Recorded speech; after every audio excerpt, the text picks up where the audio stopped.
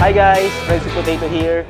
And ngayong araw nandito kami sa Bristol Motorcycle para sa isang tambike kasama ang mga Bristol Elite and mga Bristol users. And enjoyin lang namin yung gabi na to. Minsan na kami magkasama-sama ng ganito. We have good food, meron kami acoustic band right over here. And mamaya pwede kaming makijam lahat. And ayun, maraming salamat Bristol Motorcycle para sa gabing ito. Yan. What a wonderful tambike.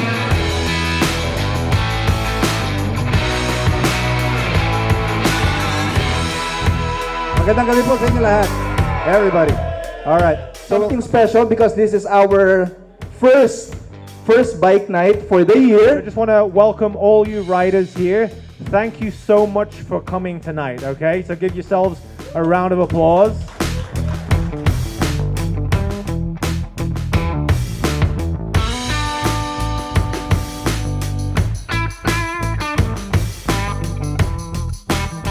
So one lucky winner tonight.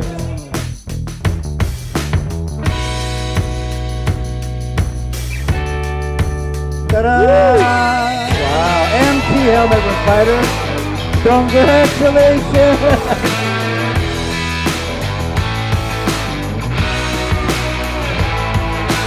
This is Raisi Daniela, and all I can say is that I had such an awesome night, bonding with a lot of people na familiar faces din sa akin, from ATR, ADX community, Venturi, Bobber, and now we welcome the Zontes community. So sana mas marami pa ang umattend sa susunod na mga tambikes like this. We were able to talk about a lot of things, issues, kung paano pa mas magiging maayos ang service para sa kanila. Sabi nga ni Sir Anthony, right now, Bristol is service.